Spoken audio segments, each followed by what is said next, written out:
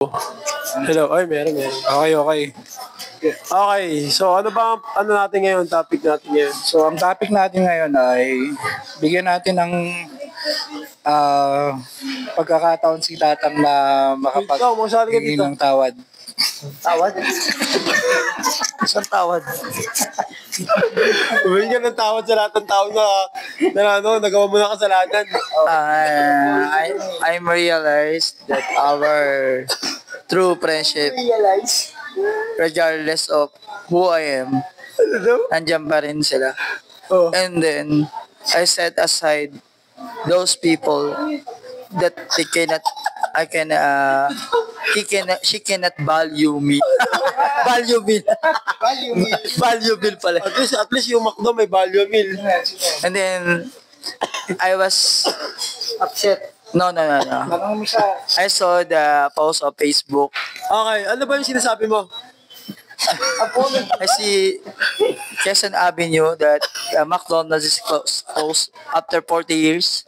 You check in your phone, and Ano yung pinupunto mo, Boss Jeff? I have a lot of memories for that area. Okay. Okay.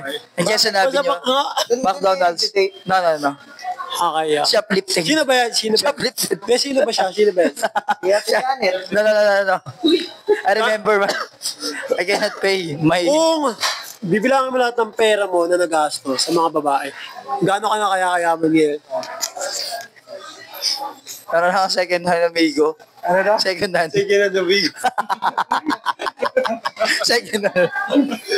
Sayang, no? Pero di pa naman huli ang lahat. Yeah, alright. Meron ka na bang inakain na ibang babae ngayon? Yeah. Bukod kaya ay, sorry. Ang pangalanan ko. Yeah. That's name is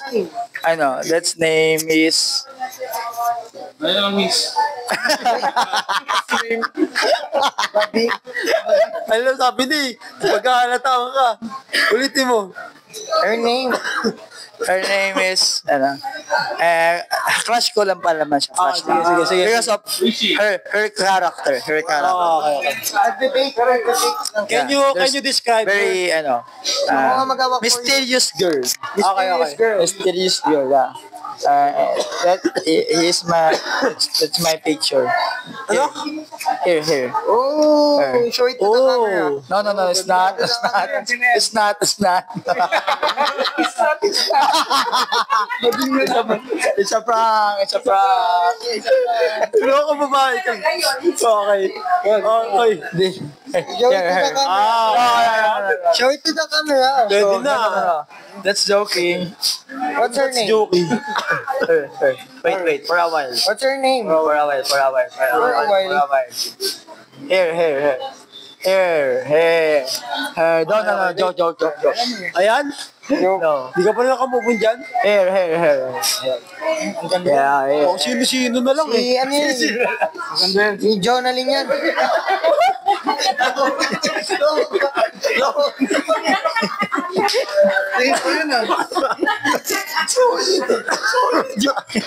Solid yung book.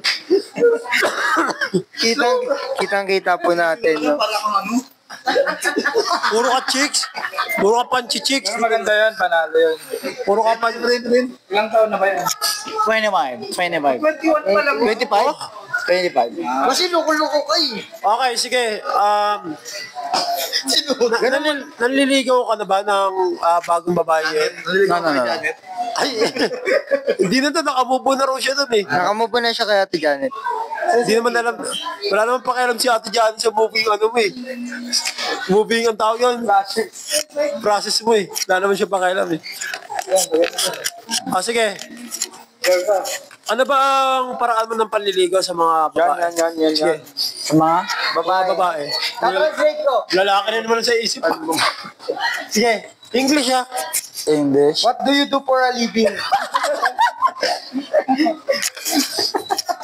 Okay. Huwag mo na hawakan. Naka-ano na yan tayo. Oo nga. Awa kasi ng hawak. Hawak ka ng stop mo na, stop. Cut. Anong ka? Sige, cut. Ito ba?